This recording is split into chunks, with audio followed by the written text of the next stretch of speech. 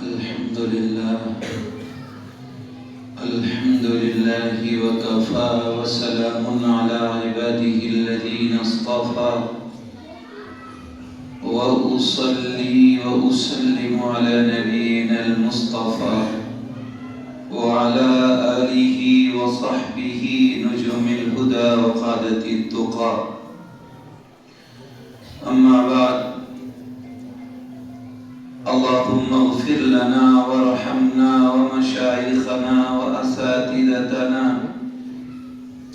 اللهم متعنا بأسماعنا وأبصارنا وقوتنا واجعل ثأرنا على من ظلمنا وانصرنا على من عادانا اللهم لا تجعل الدنيا أكبر همنا ولا مبلغ علمنا ولا إلى النار مصيرنا اللهم اجعل الجنة دارنا وقرارنا ونشهد أن لا إله إلا الله وحده لا شريك له ونشهد أن سيدنا ومولانا محمدا عبده ورسوله صلى الله تعالى عليه وعلى آله وصحبه وبارك وسلم تسليما كثيرا كثيرا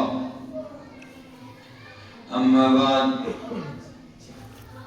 عن أبي هريرة رضي الله تعالى عنه قال قال رسول الله صلى الله عليه وسلم إن الله تبارك وتعالى قرأ طه وياسين قبل أن يخلق السماوات والأرض ب1000 عام فسمعت الملائكة القرآن قالت الملائكة طوبى لأمة تنزل هذا عليها طوبى لأجواف تحمل هذا طوبى لألسنة تتكلم بهذا وقال صلى الله عليه وسلم إن في الجنة غرفا يرى بطونها من ظهورها وظهورها من بطونها فقام الأعرابي فقال لمن هي يا رسول الله قال رسول الله صلى الله عليه وسلم لمن أطاب الكلام وأطعم الطعام وأدام الصيام وصلى بالليل والناس نيام او كما قال عليه الصلاة والسلام درود شریف پڑھ لیں اللهم صل على سيدنا ومولانا محمد وعلى آل سيدنا ومولانا محمد كما صليت وباركت وترحمت وتحننت على سيدنا إبراهيم إنك حميد مجيد قابل قدر علماء کرام بہت ہی معزز سامعین اعظام اللہ رب العزت والجلال کا لاکھ لاکھ احسان اور اس کا شکر ہے کہ اس نے اپنے محبوب اور آپ صلی اللہ علیہ وسلم پر نازل شدہ کتاب کی نسبت پر اکٹھا ہونے بیٹھنے کچھ سننے اور سنانے کی توفیق عطا فرمائی جو گھڑی جو لمحہ جو ساتھ جو وقت ان خیر کے کاموں میں اس نسبت پر گزر جائے وہ خوش نصیبی کی علامت ہوا کرتا ہے اور یہ گھڑیاں یقیناً یہاں بھی نیک بختی کی دلیل ہیں اور کل قیامت کے دن بھی یہ وقت ہمارے اور آپ کے حق میں گواہ بنے گا انشاءاللہ۔ میں نے 2 روایتیں نبی کریم علیہ السلام کی آپ کے سامنے پڑھی ہیں۔ یہ مدارس جو آج کل آپ کے سامنے ہیں چھوٹے چھوٹے چھپروں کی شکل میں، عمارتوں کی شکل میں، شاندار قلعوں کی شکل میں، ہمارے اور آپ کے تصور کے مطابق بیشتر لوگوں کے خیال اور گمان کے مطابق ایسا تصور کیا جاتا ہے کہ یہ مدرسے علماء، حفاظ، قراء ان کی روزی روٹی کا ذریعہ ہیں۔ یہ مدرسے نہ ہوتے تو یہ علماء بھوکے رہتے، یہ مدرسے نہ ہوتے تو ان کے لیے مسائل کھڑے ہوتے۔ اسی لیے ان مدارس کا قیام ہے، ان کا وجود ہے اور ان کی بنیادیں ڈالی گئی۔ حالانکہ ان بنیادوں کا بڑا عظیم مقصد تھا جسے مسلمان نے کسی اور رخ میں ڈال دیا۔ یہ مدارس اسلامی حمیت اور غیرت پر قائم ہوئے تھے۔ یہ اس لیے قائم ہوئے تھے کہ آنے والی نسلیں ان کے دلوں میں لا الہ الا اللہ ڈالا جائے، ان کے دلوں میں نبی کریم علیہ الصلوۃ والسلام کی محبت پیدا کی جائے، تاکہ کل یہ کھڑے ہوں تو یہ اللہ کے بندے رہیں، غیروں کے بندے نہ بنیں۔ کیونکہ یہ مدرسے اس وقت قائم کیے گئے تھے، اکابر اس وقت کھڑے ہوئے تھے جب مغلیہ سلطنت کا زوال ہو چکا تھا، اس کا چراغ بجھ چکا تھا، حالات ناگفتہ بے تھے۔ 1000 دلی میں ایسے مدرسے تھے جن پر انگریز بلڈوز کر چکا تھا اور بلڈوزر چلوا چکا تھا۔ ایک نئی تہذیب ہندوستان پر جنم لے رہی تھی، ایک پرانی اور اسلامی تہذیب کا خاتمہ ہو چکا تھا، حالات ناگفتہ ہو چکے تھے۔ اس شناخت کے ساتھ ٹوپی اور کرتے اور اسلامی علامتوں کے ساتھ جینا دوبھر ہو چکا تھا۔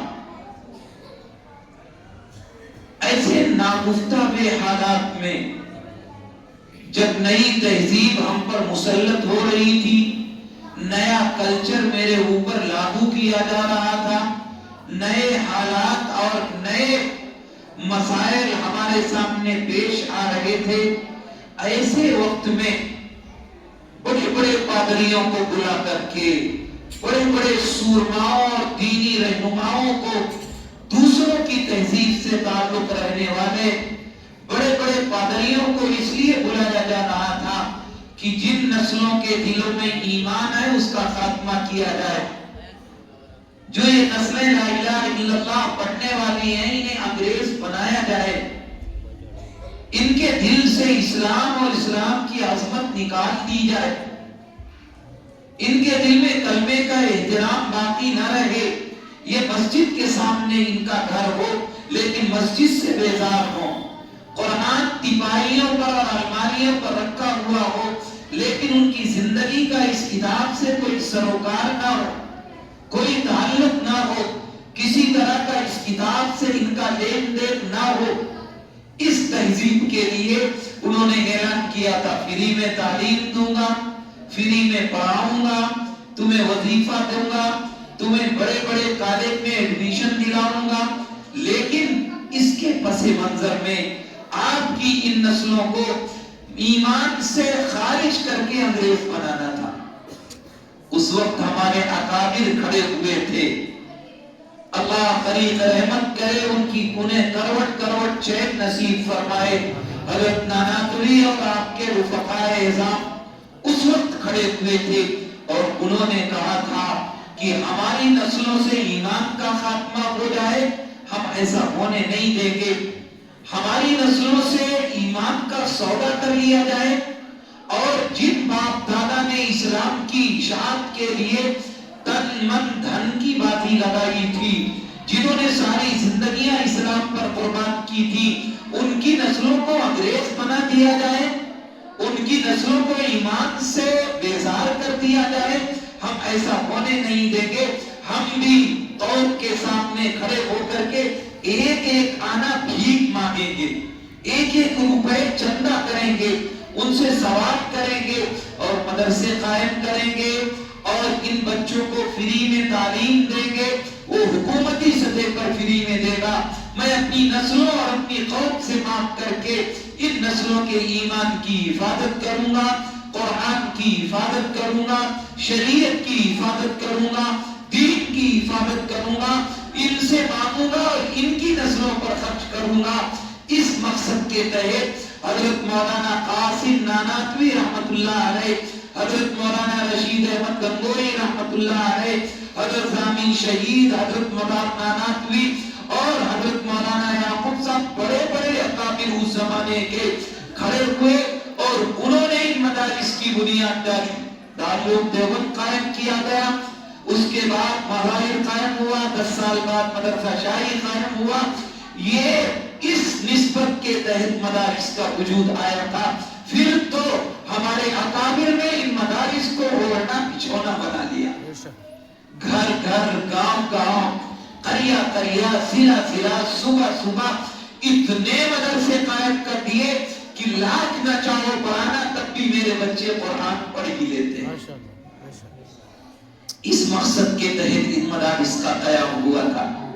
یہ فضول نہیں ہے علماء، اگر یہ کاروبار کرنا چاہیں تو ہم سے آپ سے اچھا کر سکتے ہیں، یہ دکان چلائیں تو مجھ سے زیادہ پیسے کما سکتے ہیں۔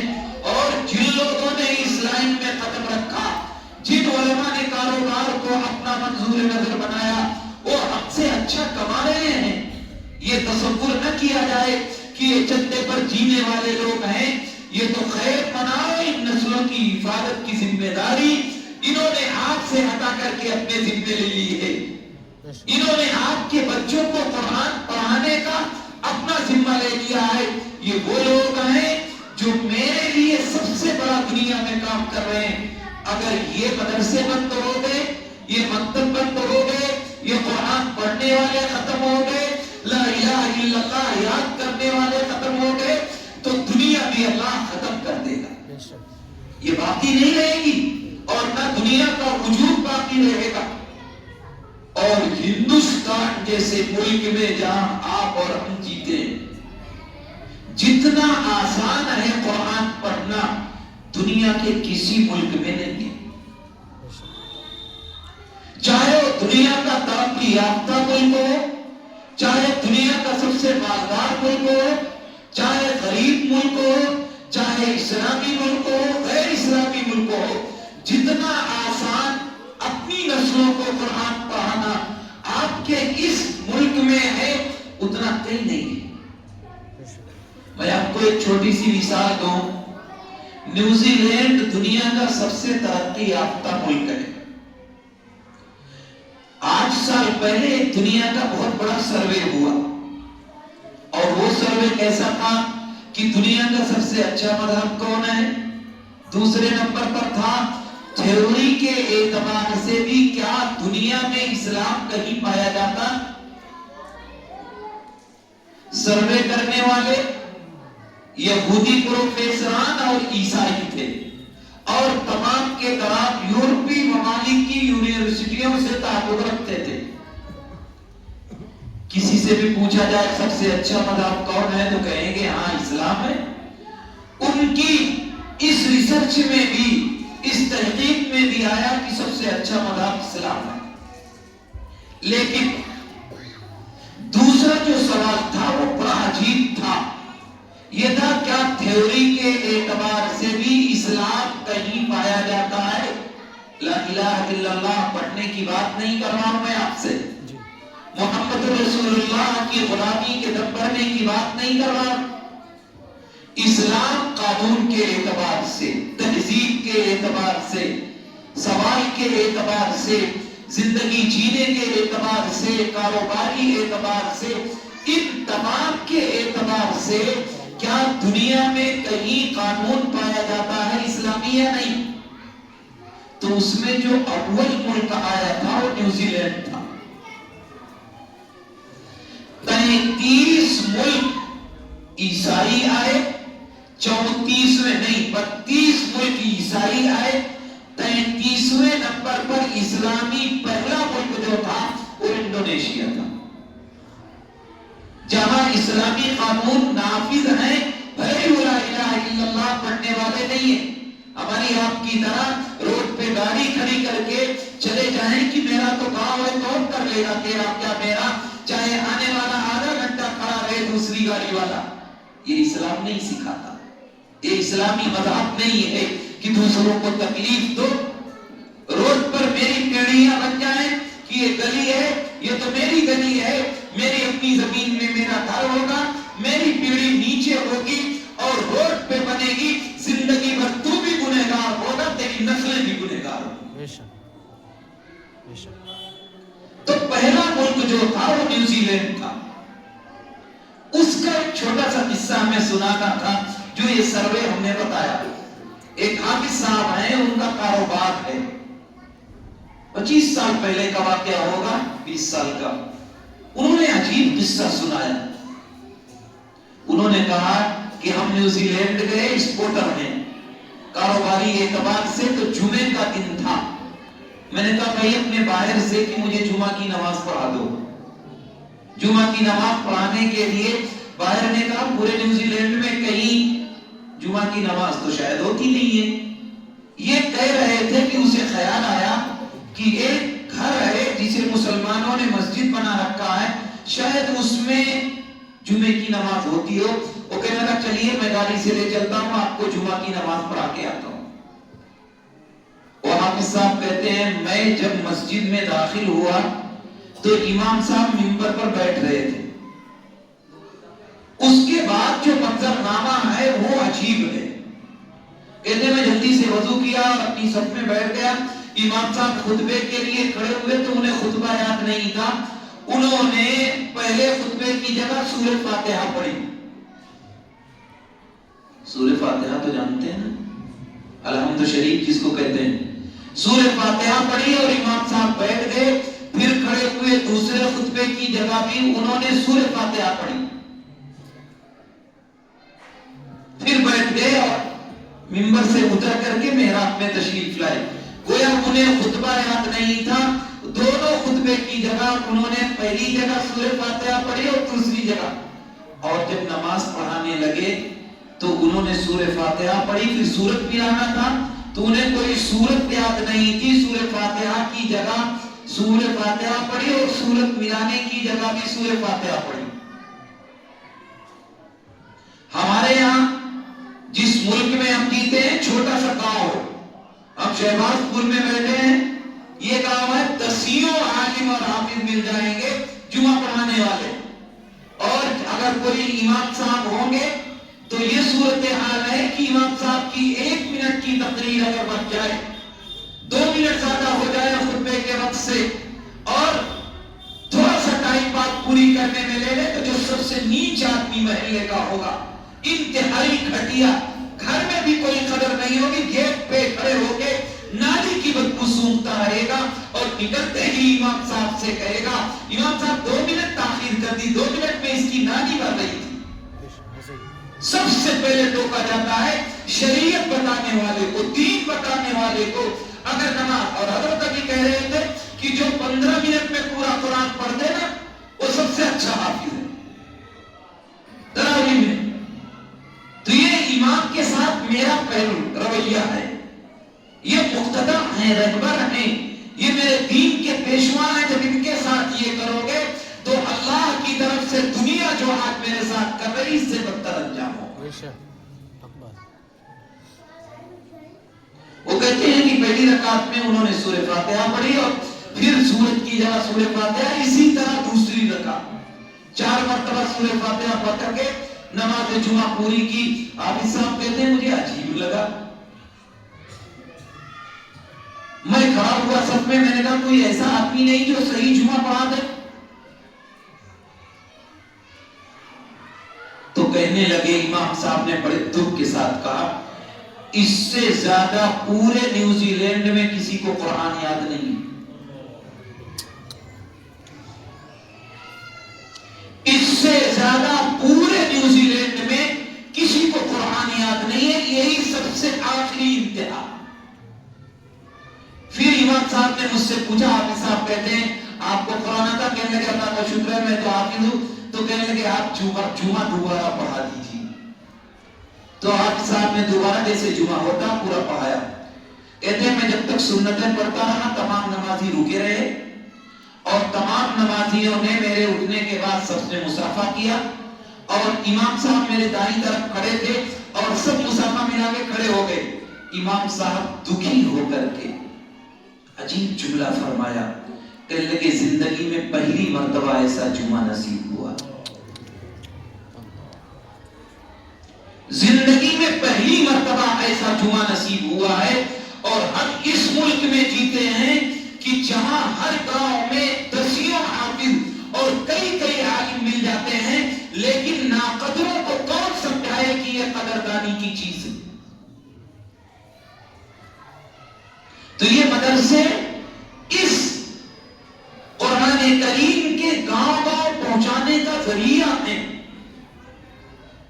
یہ ہمارے اور آپ کے لیے ایسی نعمت ہے کہ ان نعمتوں کی قدر کرو گے تو اللہ ہمارے اندر ایمان باقی رکھے گا، شریعت باقی رکھے گا۔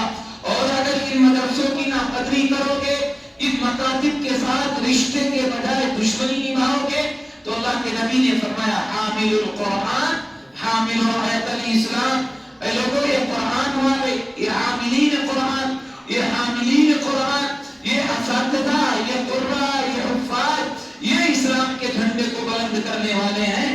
وَمَنْ أَكْرَمَهُ أَكْرَمَ اللَّهُ، جس نے ان کا اعزاز کیا، ان کا اکرام کیا، اس نے اللہ کا اعزاز اور اکرام کیا۔ وَمَنْ أَهَانَهُ فَعَلَيْهِ لَعْنَةُ اللَّهِ، جس نے ان کی توہین کی، ان کی شان میں گستاخی کی، فَعَلَيْهِ لَعْنَةُ اللَّهِ، اس پر اللہ کی لعنت ہو، اللہ کا غضب ہو، اللہ کی پھٹکار ہو۔ قرآن موضوع نہیں ہے، ورنہ میں آپ کو آج بتاتا کہ کتنی فضیلت قرآن کی اور کتنی وعیدیں قرآن سے دور ہونے والوں کی ہیں۔ اتنا بڑا مجمع بیٹھا ہوا ہے، اتنے وسائل کے باوجود ان حفاظ علماء اور قرآن کو ہٹا دیں۔ کیا 10 لوگ کھڑے ہو کے گاؤں میں کہہ سکتے ہیں کہ مجھے 10 صورتیں ایسی یاد ہیں قرآن کی جو تجوید کے ساتھ، حروف کی ادائیگی کے ساتھ، گنہ اور مدہ اور یفہ کے ساتھ اور ترتیل کے ساتھ، تجوید کے ساتھ، اتقان کے ساتھ مجھے اس طرح یاد ہے؟ امام صاحب نہ ہو تو مجھ سے 10 صورتیں سن لو، تو شاید گاؤں میں 10 آدمی بھی ایسے نہیں ملیں گے جنہیں 10 صورتیں صحیح قرآن پڑھنے کے ساتھ یاد ہوں۔ اور تنقید کرے گا تو امام پہ کرے گا، مدارس پر کرے گا۔ یہ مدرسے بند ہو گئے تو بغیر جنازے کے دفن کیے جاؤ گے، یہ مدرسے بند ہو گئے تو اولادیں حرام پیدا ہوگی، بغیر نکاح کے اولادیں جیے گی۔ کوئی قبر میں اتارنے والا نہیں ہوگا، کوئی شریعت بتانے والا نہیں ہوگا، کوئی بچہ پیدا ہونے پر کان میں اذان تکبیر کہنے والا نہیں ملے گا۔ ہم ان کی ناقدری پر تلے ہوئے ہیں، ہم شریعت کے ساتھ کھلواڑ کرتے ہیں۔ اللہ کے نبی نے فرمایا اکرموا حملۃ القرآن، قرآن والوں کا احترام کرو، فقد اکرمہم اکرمنی، جس نے ان کا احترام کیا سرکار کہتے ہیں اس نے میرا احترام کیا، اس نے میرا اکرام کیا۔ اس لیے ان کی قدر کرنے کی ضرورت ہے۔ اللہ مدارس اور مکاتب کی قدر کرنے کی توفیق عطا فرمائے۔ میں نے ایک روایت دوسری پڑھی تھی، اس روایت کو پڑھا تھا قرآن کے تعلق سے کہ اللہ رب العزت والجلال نے سورہ طٰہٰ اور سورہ یاسین کی تلاوت کب فرمائی؟ روئے زمین کے پیدا کرنے اور آسمان کے بنانے سے 1000 سال پہلے، قبل ان يخلق السماوات والارض بألف، فلما سمعت الملائکہ، جب فرشتوں نے سنا قرآن تو کہنے لگے اللہ اتنا اچھا کلام یہ کس پر اترے گا؟ فقالت الملائکہ، ملائکہ نے کہا طوبی لامۃ تنزل ھذا علیہا، کیا مبارک قوم ہوگی، کیا خوش نصیب لوگ ہوں گے جس قوم اور امت پر یہ قرآن اتارا جائے گا۔ طوبی لاجواف تحمل ھذا، کیا خوش نصیب وہ سینے ہوں گے، کیا خوش نصیب وہ دل ہوں گے جو اس کو اپنے سینوں میں محفوظ کریں گے اور قرآن کو یاد کریں گے، کتنے خوش نصیب ہوں گے۔ طوبی لألسنۃ تتکلم بھذا، کیا یہ خوش نصیب وہ لوگ ہوں گے، وہ زبانیں ہوں گی جو اس کلام کو جو اللہ نے آج تلاوت کی ہے اس کی تلاوت کریں گے، اپنی زبانوں سے پڑھیں گے۔ وہ خوش نصیب کلام اللہ رب العزت والجلال نے جبریل امین کے واسطے سے احمد مجتبیٰ محمد مصطفیٰ صلی اللہ علیہ وسلم پر اتار کر کے ہمارے حوالے کر دیا اور یہدی ذالک الکتاب لا ریب فیہ، یہ وہ کتاب ہے جس میں تردد نہیں ہے، شک نہیں ہے، ہدن یہ ہدایت ہے، رہنمائی کا ذریعہ ہے، رول ماڈل ہے، راستہ دکھانے والی ہے، کس کو؟ للمتقین، راستہ تلاش کرنے والوں کے لیے، اللہ سے ڈرنے والوں کے لیے، خوف کھانے والوں کے لیے، راستے کی جستجو کرنے والوں کے لیے یہ کتاب ہدایت اور رہنما کتاب ہے۔ لیکن کوئی راستہ تلاش تو کرے، کوئی قرآن سے عافیت ڈھونڈے تو، کوئی اس کے بتائے ہوئے اصول پر چلنے کی کوشش تو کرے۔ یہ پہلے بھی رائے ہدایت تھی، آج بھی رائے ہدایت ہے۔ ان ھذا القرآن یہدی للتی ہی اقوم، یہی قرآن ہے جو بہت سے قوموں کو راستہ دکھاتا ہے۔ اس لیے قرآن اگر نہیں پڑھا ہے تو ہمیں پڑھنا چاہیے، اگر جوانوں نے نہیں پڑھا ہے تو جوانوں کو بھی کوشش کرنا چاہیے۔ مولانا شاہ نواز سے کہنا چاہیے، آپ لوگوں کو درخواست لگانی چاہیے، حضرت پڑوسی ہیں آپ کے، حضرت سے کہنا چاہیے کہ اللہ کے بندے، میرے لیے بھی میری اولاد قرآن پڑھ رہی ہے، یقیناً خوش نصیبی کی چیز ہے، لیکن قبر میں تو مجھے جواب دینا ہے۔ بوڑھے کہیں کہ قبر میری جلدی آ رہی ہے، مجھے بھی تو جواب دینا ہے۔ اگر قرآن نہیں پڑھوں گا تو کل اللہ کی طرف سے قرآن کو قوت گویائی ملے گی اور کہے گی کہ اللہ انصاف کا دن ہے، مجھے انصاف چاہیے۔ جس کے خلاف قرآن کھڑا ہو جائے، نہ کسی نبی کی سفارش کام آئے گی، نہ کسی ولی کی۔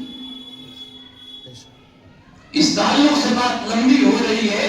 دوسری روایت میں نے پڑھی تھی، نبی کریم علیہ الصلوۃ والسلام نے فرمایا، ایک دن اللہ کے نبی بیٹھے ہوئے ہیں، تمام صحابہ گھیرے ہوئے ہیں، نبی کریم علیہ الصلوۃ والسلام نے فرمایا، ان فی الجنۃ غرفا یری بطونها من ظہورها وظہورها من بطونها۔ جنت میں اللہ نے کچھ ایسے بالا خانے اور ایسے گھر بنائے ہیں کہ اندر کے لوگ بیٹھے ہوئے باہر کے لوگوں کو، اور باہر کے لوگ بیٹھے ہوئے اندر کے لوگوں کو دیکھیں گے۔ گویا اللہ نے جنت میں شیشے کے محل بنائے ہیں، اندر کا بیٹھا ہوا آدمی باہر کا اور باہر کا بیٹھا ہوا اندر کے لوگوں کو دیکھے گا۔ جنت کے شیش محل تعمیر ہوئے ہیں۔ صحابہ نے سنا کہ جنت میں شیشے کے محل ہیں، شیش محل بنائے گئے ہیں۔ کون سا مسلمان ہے کہ جنت کا تذکرہ ہے اور اس میں شیشے کے محل کی گفتگو چلے، کس کے منہ میں پانی نہ آئے؟ اللہ ہم سب کو شیش محل کا حقدار بنائے۔ صحابہ ادب کی وجہ سے خاموش رہا کرتے تھے، بول نہیں رہے تھے۔ ایک دیہاتی صحابی مجلس میں بیٹھے تھے، ان سے برداشت نہیں ہوا۔ فقام الاعرابی فقال لمن ہی یا رسول اللہ، اللہ کے رسول آپ نے یہ تو بتا دیا جنت میں شیشے کے محل ہیں، اللہ کے رسول یہ بھی تو بتا دیجئے ملیں گے کس کو؟ ان شیش محل کا حقدار کون ہوگا؟ اللہ کے نبی یہ تو بتا دیجئے۔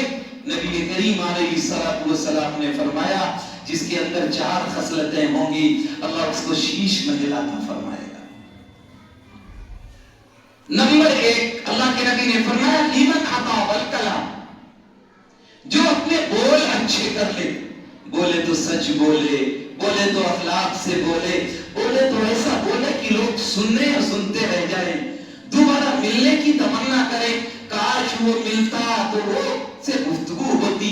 وہ بولتا ہے تو بھول جھڑتے ہیں، وہ بولتا ہے تو غیبت نہیں کرتا، بہتان نہیں لگاتا، وہ شریعت کی بات کرتا ہے، دین کی بات کرتا ہے، وہ اخلاق کی بات کرتا ہے، وہ زندگی گزارنے کے سلیقے بتاتا ہے، وہ دوسروں کے در پہ نہیں ہوا کرتا، وہ دوسروں کے تعاون کی باتیں کرتا ہے، دوسروں سے پیار محبت پیدا کرتا ہے، وہ ملے تو دوبارہ سے گفتگو کرے۔ لیمن اطاب الکلام، اپنی زبان کو اخلاق کے ساتھ پیش آئے۔ نبی کریم علیہ الصلوۃ والسلام نے فرمایا، اتدرون ما یکثر ما یدخل الجنہ تقوی اللہ و حسن الخلق، کہ جانتے ہو جنت میں سب سے زیادہ لوگ کس بات کی وجہ سے جائیں گے؟ 2 باتوں کی وجہ سے، اللہ سے ڈرنے کی وجہ سے اور حسن اخلاق کی بنیاد پر۔ ایک روایت میں آتا ہے، اللہ کے نبی کہتے ہیں کہ بہت سے اخلاق والے، بہت سارے نمازیوں اور روزے داروں سے پہلے جنت میں چلے جائیں گے۔ پھر اللہ کے نبی نے فرمایا، اتدرون ما یکثر ما یدخل النار، کیا تمہیں پتا ہے جہنم میں سب سے زیادہ لوگ کیوں جائیں گے؟ سرکار نے فرمایا الفم الفرد، اس زبان کی وجہ سے اور شرمگاہ کی وجہ سے سب سے زیادہ لوگ جہنم میں جائیں گے۔ ایک روایت میں نبی کریم علیہ الصلوۃ والسلام فرماتے ہیں لوگوں اگر تم دو چیزوں کی گارنٹی لے لو، میں جنت کی گارنٹی لیتا ہوں۔ گارنٹر پردھان جی نہیں ہے، نیتا جی نہیں ہے، یا گاؤں کا کوئی ایسا سیاستدان نہیں ہے جو کہے کہ میں گارنٹر ہوں۔ آپ کہتے ہیں فلاں نے گارنٹی بھی کام ہو جائے گا۔ اس روئے زمین پر اشرفیت، اولویت، عالمیت اور دنیا میں اگر کوئی برتری ہو سکتی ہے تو اسی شخص کے ساتھ منسوب ہوگی، وہ احمد مجتبیٰ محمد مصطفیٰ صلی اللہ علیہ وسلم ہے۔ وہ میری اور آپ کی جنت کی گارنٹی کے لیے گارنٹر بن رہے ہیں۔ میں اضمن لی ما بین لحیئی وما بین رجلئی اضمن لہ الجنہ۔ میں جو شخص دو چیزوں کی گارنٹی لے لے، شرمگاہ کی لے لے اور زبان کی لے لے، اضمن لہ الجنہ، میں جنت کی گارنٹی لیتا ہوں۔ یہ ہے گارنٹر۔ لیکن کیا کبھی خیال آ جاتا ہے کہ زبان کی حفاظت کرنی چاہیے؟ اب تو میرا کھانا ہضم تب ہوتا ہے جب تک چوراہے پہ غیبت نہ کر لی جائے، جب تک بہتان نہ لگا دیا جائے، جب تک عیب چوری نہ کر لی جائے، جب تک دوسرے کے ساتھ غلط بیانی نہ کر لی جائے، تب تک میرا کھانا تو ہضم نہیں ہوتا۔ آپ کا ہضم ہو جائے تو اچھا۔ حالانکہ سب سے زیادہ گرفت زبان کی وجہ سے۔ سرکار سے ایک صحابی نے پوچھا اللہ کے نبی مومن بزدل ہو سکتا ہے؟ ہاں ہو سکتا ہے۔ مومن غلط کام کر سکتا ہے؟ ہاں غلطی ہو سکتی ہے۔ مومن جھوٹ بول سکتا ہے؟ مومن جھوٹ نہیں بول سکتا۔ ہم بھی اپنے گریبان میں جھانک کے دیکھیں کہ ہم مسلمان ہیں، مومن ہیں کہ نہیں ہیں۔ کیا میرے ساتھ یہ رویہ کل تک کیا ہوا کرتا تھا اور آج آپ اور میرا معاملہ کیا ہے؟ اس روئے زمین پر سب سے زیادہ اسلام کو بدنام کرنے والی قوم کوئی اور نہیں ہے، مسلمان ہے۔ اپنے اخلاق سے، اپنے کردار سے، اپنے طور طریقے سے، اپنے لین دین سے، اپنے معاملات سے، شادی بیاہ کا مسئلہ ہو، کوئی لین دین کا مسئلہ ہو، کاروبار کا مسئلہ ہو، شریعت کا مسئلہ ہو، وہ شریعت کا جنازہ ایسے نکالتا ہے، سنتوں کا استحضاء اور مذاق ایسے اڑاتا ہے، گویا یہ کہتا ہو کہ دیگر قومیں کیا میرے نبی کی توہین اتنا کر سکتی ہیں جتنا مسلمان نبی کی توہین کر سکتا ہے۔ اور شادی بیاہ میں اگر تم بچے اور بچیوں کو دیکھ لو تو وہ لباس باپ پہنا کے بیچتا ہے، وہ لباس بیوی کو پہنا کے بیچتا ہے، ایسا لگتا ہے کہ جیسے یہاں آئے تھے پردہ نازل ہی نہیں ہوئی ہے۔ یہ کیفیت کب تک رہے گی میری اور آپ کی؟ لمن عطا والکلام۔ اپنی زبان اچھی کرو، اپنی زبان اچھی ہوگی تو معاملات اچھے ہوں گے، شریعت اچھی ہوگی، دین اچھا ہوگا۔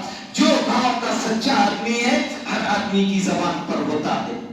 دنیا کی کوئی قوم، کوئی تہذیب، کوئی کلچر اور کوئی مذہب جو پائے جاتے ہیں دنیا میں، اگر آپ سروے کر لیں تو گیا سے گیا گلا مذہب ہو، 360 خداؤں کی پرستش کرنے والا ہو، بتوں اور پتھروں کو پوجنے والا ہو، لیکن اس مذہب میں بھی جھوٹ کو عیب سمجھا جاتا ہے۔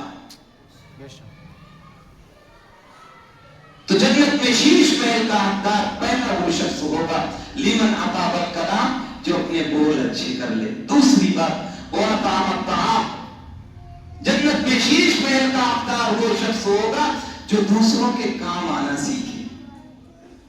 اپنی ضرورت تو آپ پوری کرتے ہی ہیں، کھانا بھی مل رہا ہے، کپڑے بھی مل رہے ہیں، رہائش بھی ہے، مقصد آپ کا اگر صرف اور صرف یہ ہے کما لینا اور کھا لینا، گھر بنا لینا، بینک بیلنس کر لینا، شادی بیاہ کر لینا، تو میرے عزیزوں یہ مقصد اور یہ ساری دنیاوی ضرورتیں تو جانور بھی پوری کرتا ہے، خواہشات کی تکمیل وہ بھی کرتا ہے، کھانا پینا وہ بھی کرتا ہے، سوتا وہ بھی ہے، اس کی بھی زندگی گزرتی ہے۔ اگر اپنے لیے جینا ہے تو پھر انسان اور جانور میں فرق کیا ہوا؟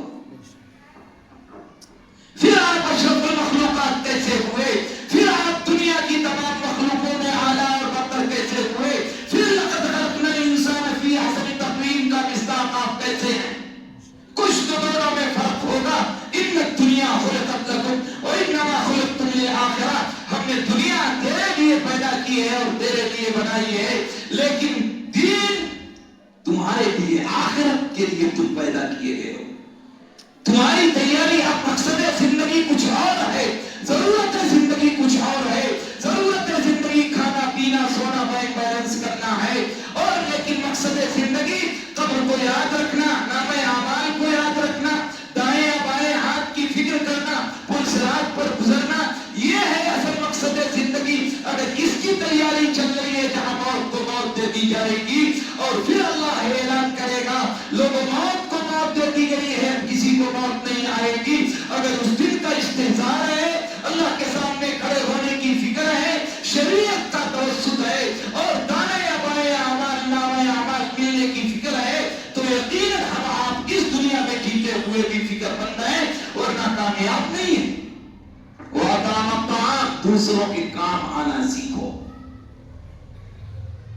اور یہ اتنی بڑی ضرورت ہے، اتنی بڑی ضرورت ہے میرے عزیزوں، کہ اگر میں آپ سے کہوں کہ سرکار نے فرمایا من نفس عن کربۃ من کرب الدنیا نفس اللہ عنہ یوم القیامہ، کہ جو شخص دنیا میں کسی کی معمولی ضرورت پوری کرے گا، اللہ اس کی قیامت کے دن جہاں کوئی کسی کا پرسہ میں ہاتھ نہیں ہوگا، اپنے سگے کنی کاٹ جائیں گے۔ قرآن نے کہا یوم یفر المرء من اخیہ وامہ وابیہ وصاحبتہ وبنیہ لکل امرئ منہم یومئذ شأن یغنیہ، بیٹا بھائی بہن سے، شوہر بیوی سے، بیوی شوہر سے، والدین اولاد سے کنارہ کش ہو جائیں گے اور کنی کاٹ جائیں گے، اور ہر ایک کو اپنی اپنی فکر ہوگی۔ ایسے میں اللہ تعالیٰ دنیا میں کسی کی ضرورت آپ نے پوری کی ہے تو پوری کرے گا۔ حضرت عبداللہ ابن عباس رضی اللہ تعالیٰ عنہ صحابی رسول ہیں، سگے چچا زاد بھائی ہیں اللہ کے نبی کے، اللہ کے نبی کی بڑی دعائیں ان کو ملی ہیں، مسجد نبوی میں رمضان المبارک میں معتکف ہیں، آخری عشرے کا اعتکاف ہے۔ مسجد نبوی کی ایک نماز جس کو مقدر ہو جائے 50,000 نمازوں کے برابر ہے، اور اگر کسی کو ایک دن کا اعتکاف مل جائے تو 50,000 دنوں کے اعتکاف کے برابر ہے۔ مسجد نبوی میں اعتکاف کر رہے ہیں، آخری عشرے کا اعتکاف ہے، رمضان المبارک کی بابرکت راتیں ہیں۔ ایک دن کے اعتکاف کی فضیلت نفلی یہ ہے کہ اللہ اتنی بڑی کھانیاں 3 کھود دیتا ہے کہ جو روئے زمین اور آسمان کے فاصلے سے بڑی ہوتی ہے، اتنا جہنم سے دور کر دیتا ہے ایک دن کے اعتکاف کرنے والے کو۔ حضرت عبداللہ ابن عباس معتکف ہیں، ایک اداس آدمی مسجد نبوی میں داخل ہوا اور داخل ہو کر کے ایک کونے میں بیٹھ گیا، بلایا ہاں بھائی آ جاؤ، کیا بات ہے بڑے اداس دکھ رہے ہو، خیر تو ہے؟ کہ کیا بتائیں، بڑی مجبوری ہے، کسی کا قرض لے رکھا ہے، دینے کی سکت نہیں ہے، پریشانی کا عالم ہے، کہنے لگے میں تمہاری کچھ مدد کر سکتا ہوں تو چلو اٹھے۔ تو اس نے کہا کیا مدد کر رہے ہیں آپ رمضان المبارک کا اعتکاف چھوڑیں گے، مسجد نبوی کا اعتکاف چھوڑیں گے، آپ اتنا بڑا ثواب کا کام چھوڑ کر کے میری ضرورت پوری کریں گے؟ وہ جملے کہتا رہا، آپ نے بائیں ہاتھ میں جوتے لیے، دائیں ہاتھ سے اس کا ہاتھ پکڑا اور مسجد نبوی سے موت نکلنے لگے۔ جب نکلنے لگے تو اسے روکا، اور کیا غضب کر رہے ہو، اتنا بڑا کام چھوڑ کے ثواب پر جا رہے ہو؟ تو رک گئے اور اللہ کے نبی کی قبر کی طرف یوں اس انگلی سے اشارہ کیا۔ میں نے اس صاحب قبر صلی اللہ علیہ وسلم کو یہ فرماتے ہوئے سنا ہے کہ جو کسی کی ضرورت پوری کرے اور کسی ایک آدمی کی ضرورت پوری کرنے کی کوشش کرے، اللہ اس کو 10 سال کے اعتکاف کا ثواب عطا فرماتے ہیں۔ اللہ اسے 10 سال کے اعتکاف کا ثواب عطا فرماتے ہیں۔ میرے یہاں مالداروں کی شادیاں دیکھ لو، اور پھر غریب بغل میں بیٹھی ہوئی پوری ہونے لگتی ہے بیٹی، اسے رشتہ نہیں ملتا۔ کبھی یہ خیال آیا تمہیں بھی کہ میری بیٹی رخصت ہو کے جا رہی ہے اور اسی کی ہم عمر 10 سال سے بیٹھی ہوئی ہے، اس لیے کہ میری خرافات جہیز کی ہے، میری خرافات شرارت کی ہے،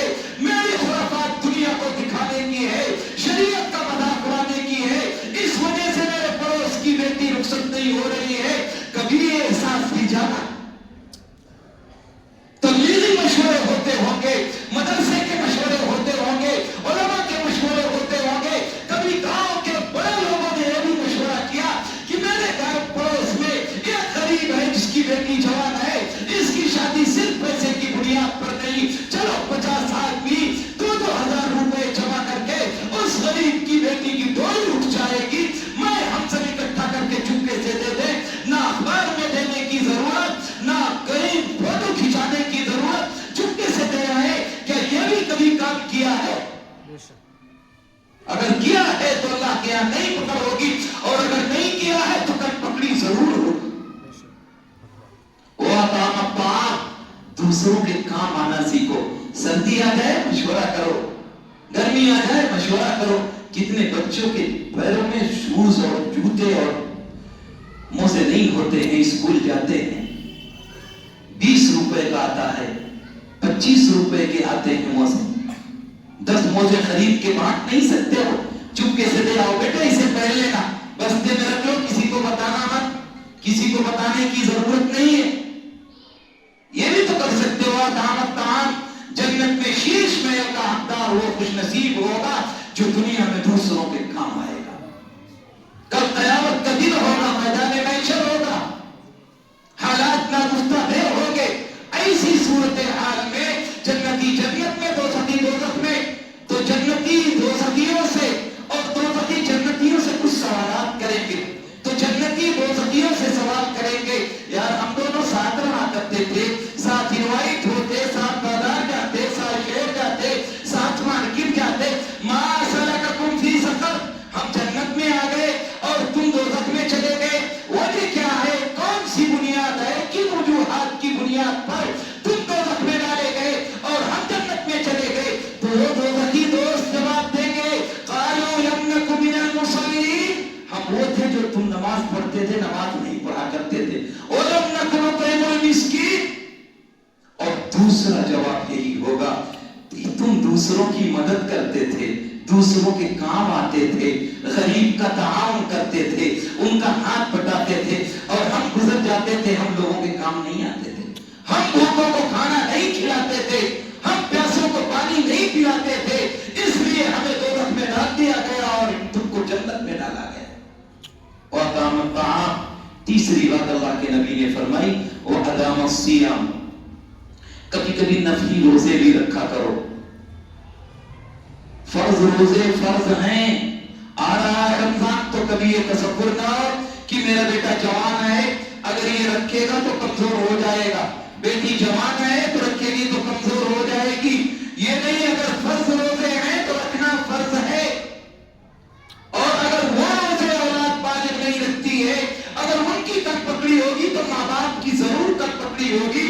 कुल्लुकुम राइन और कुल्लुकुम मसऊल अन राइयती, तुम्हें निगरान और गार्जियन बनाया गया है, तुम्हारी कोताही भी क़यामत के दिन पूछ का सबब होगी। तो नफली रोजे रखिए। 20 जुमेरात के रोजे कितने आसान हैं। और सर्दियों का जमाना चल रहा है, बहुत से लोग खेत जाते होंगे तो सुबह चले गए, 3 बजे लौटते होंगे, सुबह सेहरी में खा लो, चले जाओ, अल्लाह ताला अपनी रोजी रोटी में भी बरकत अता फरमाएगा और कितनी फजीलत है, शीश महल का हकदार भी बनाएगा।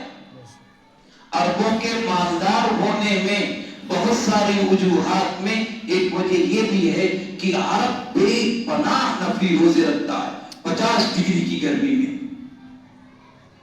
और जिसको मौका मिला होगा, खुश नसीब होगा, अगर रमजान के आलामा कभी उम्रे पर जाए तो मस्जिद नबवी में ऐसा दस्तरखान लगता है, महसूस होता है अजनबी आदमी हो कि रमजान आ गया, इतने नफली रोजे रखने वाले होते हैं। चौथी बात अल्लाह के नबी ने फरमाई, वो अदाम सियाम व सल्ला बिल्लैल व नासुनिया,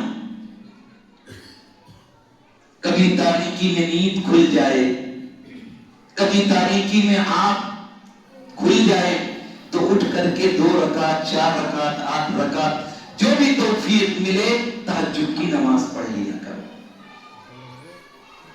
वो वक्त होता है जब सिर्फ अल्लाह होता है, अल्लाह का बंदा होता है, न किब्र, न रिया, न दिखलावा, कुछ नहीं होता, खालिक और मखलूक का वास्ता होता है। और वक्त होता है जब फरिश्ता रोज ऐलान करता है कोई मांगने वाला जिसको दिया जाए, है कोई जरूरतमंद जिसकी जरूरत को पूरा किया जाए, है कोई गरीब जिसको मालदार बनाया जाए, है कोई बीमार जिसको शिफा दी जाए। रोज अल्लाह की तरफ से ऐलान होता है तहज्जुद के वक्त, उस वक्त अल्लाह से मांगो, फदऊनी अस्तजिब लकुम, अल्लाह कहता मुझसे मांग मैं दूंगा। अल्लाह झूठा नहीं है, मांग के तो देखो।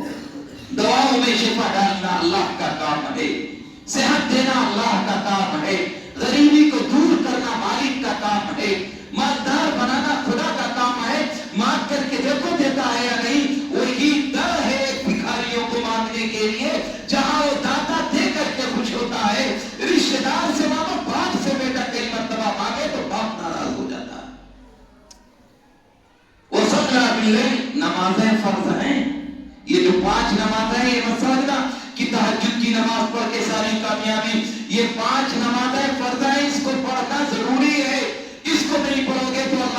حساب ہوگا.